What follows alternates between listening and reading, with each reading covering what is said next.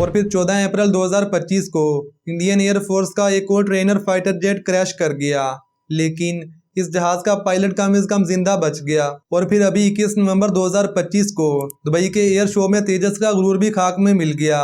लेकिन यहाँ पर सबसे बड़ा मसला ये है कि जब भी इंडिया का कोई त्यारा गिरता है तो इसकी सही तरीके से इन्वेस्टिगेशन नहीं होती।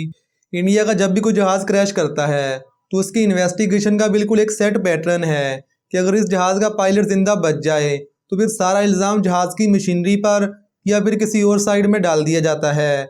लेकिन अगर इस जहाज का पायलट मर जाए तो फिर सारा इल्ज़ाम पायलट के ऊपर डाल दिया जाता है, भले ही जहाज की मशीनरी के अंदर कोई मसला हो या ना हो। यानी कि अगर जहाज का पायलट जिंदा बच जाएगा तो सारा कसूरवार उस जहाज को ठहराया जाएगा, लेकिन अगर पायलट जान से मारा जाएगा तो फिर सारा कसूरवार इसी पायलट को ठहराया जाएगा, क्योंकि वो अपनी बात रखने के लिए जिंदा बचता ही नहीं है।